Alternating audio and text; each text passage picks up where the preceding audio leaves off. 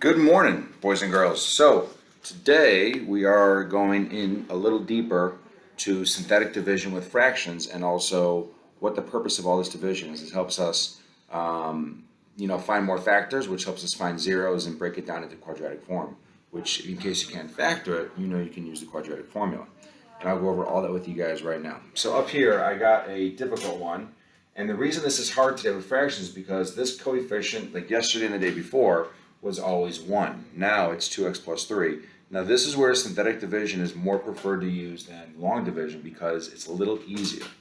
So how do you set up, because before when it was just, for instance, when it was just x plus 3, you knew to go in and use the opposite of -3. And the reason you use the opposite of 3 was because essentially you're subtracting in order to solve for what makes the 0. Well, now in the same sense, what are we doing here? Well, you're literally just setting this equal to 0 and subtracting 3, 2x equals -3, and x equals -3 halves. So now your divisor is -3 halves. 1 second, sweetie. 1 second. So now, again, now we're going to start the synthetic division process, but be mindful, we're missing the x squared term. So now that we're missing the x squared term, we go 3, 0, -4, and 5. And this first example is going to have a remainder. Is this how you spell summer? No, ask your mom. Sorry, sweetie. So, again, just like yesterday, same exact thing. Drop the 3 down and multiply 3 times -3 halves, which makes -9 halves. Please keep everything in fraction form, okay? When I do this, looks like I made a mistake.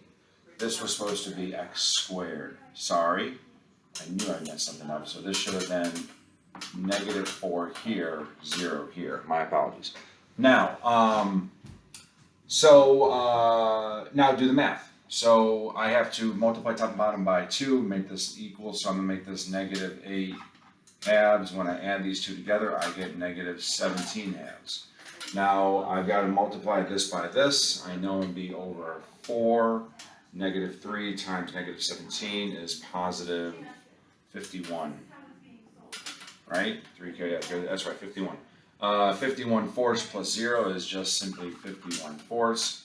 And now I do this fraction times this fraction, and I'm going to get a over 8. And this is going to be a -153 on top. And now when I add these two up, remember, I'm going to do this off to the side. I know how much you guys love fractions, so this is the same as 40 over 8, and this is now -113 over 8. So this would be your answer. This is your constant, your linear, and your quadratic. So your final answer would be 3x squared minus 17x plus 51 fourths minus 113 over 8 over 2x plus 3. And then again, just to eliminate, multiply by the reciprocal to get this fraction, just to get it in one clean fraction. You multiply this on top and bottom, and this is the bottom, the top, to cancel it. So then this would be your final answer. Now, you're not going to have any questions like this today, but I wanted to do this example so you see the work that goes into this, because everything we do today is going to have remainder 0, okay, which is crucial because this is how you help find yourself factors.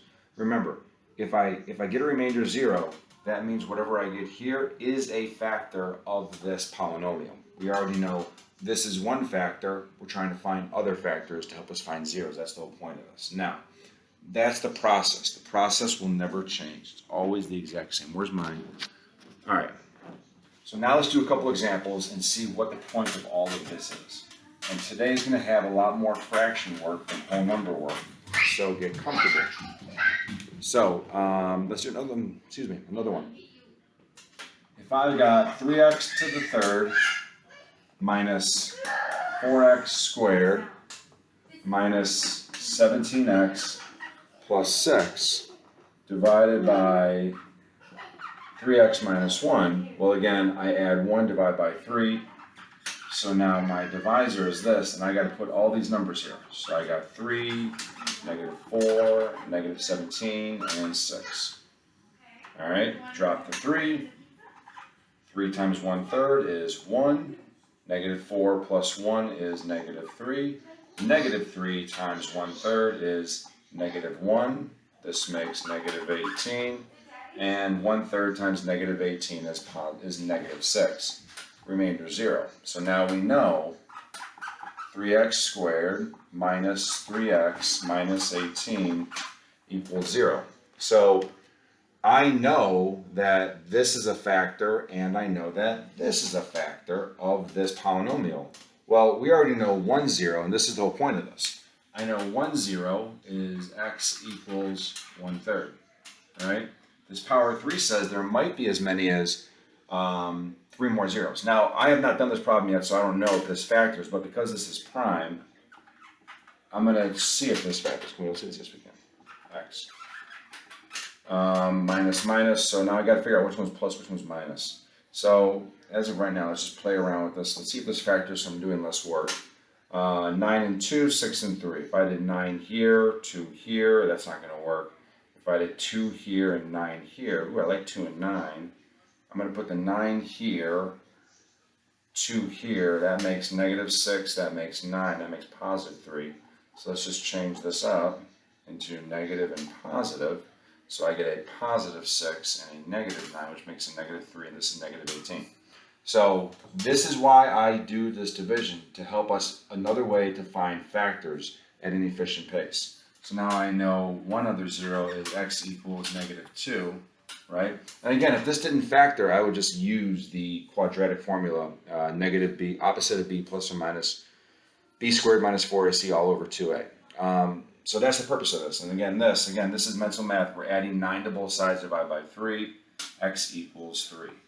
So here are your 3 solutions to this polynomial.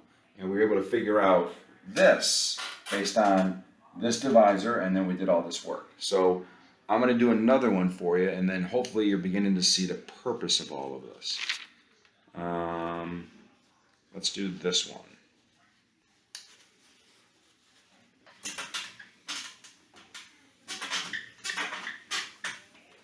First, I got to recharge. I need my coffee.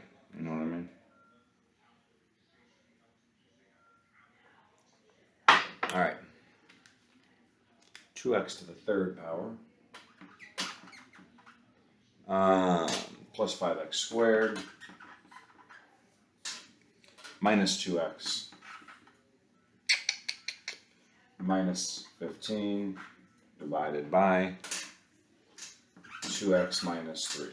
So again, fractions, use those fractions. Add 3 divided by 2. So I get 3 halves up here. I get 2, 5, -2, -15. The majority of my students enjoy using synthetic division because it's less work, hence less work, fewer mistakes. All right, drop the 2. All right, 2 times 3 halves, well, 3 times 2 is 6. 6 divided by 2 is 3. 5 plus 3 is 8.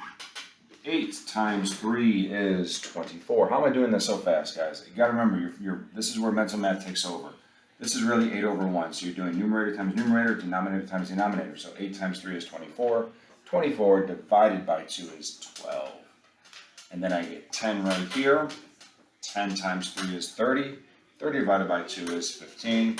Look at that. We end up with a remainder of 0. So this is now 2x squared plus 8x plus 10. Now, I don't know if this factors, but we're going to give it a shot. This is plus plus. This is pretty nice. The first one's a prime number. All right, if I put the 5 here and the 2 here, that's going to work. Look at that. 10. Oh, no. That's not going to work. That's going to be 12. If I did the 5 here, 2 here, that's not going to work. So look at that. All right, so this one's not going to factor all clean. All right, and that is the right answer from everything. Yep, all right. So I'm gonna use the quadratic formula now to find the other zeros, okay? Because I cannot factor this one out, at least not as quickly as I'd hope. So, is this my last one that I'm doing? I think so.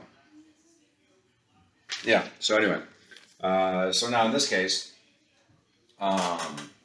use the quadratic formula. Opposite of b, -8 plus or minus square root of, let's just do this quick, 8 squared is 64 minus 4 times 2 times 10 all over 2 times a, and a is 2, so that's all over 4. Alright, so now this is -8 plus or minus square root of 64, -8 times 10 is -80. 64 minus 80 will reduce into an imaginary answer because I'm going to have a negative number underneath my square root sign. So if we want to get comfortable with some of this stuff, we'll pre-calc. 64 minus 80 is -16. So this is -8 plus or minus square root of -16.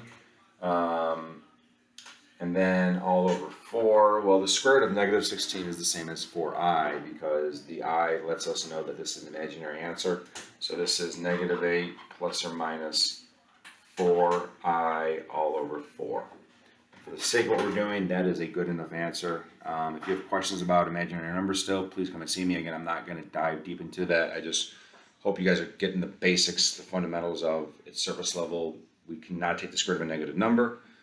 Therefore, we call it imaginary, and we justify it as such like this. Your work today will ask you guys to do everything we just went over. Use this to find the other factor, and then some of the questions will ask you to then find all zeros. And sometimes you got to use the quadratic formula. Other times you got to use the just factoring if it's easy enough. The answers are attached on the worksheet, so I'm sure I'll see hopefully a lot of you on today's questions, and I'll answer whatever questions you guys have. See you soon.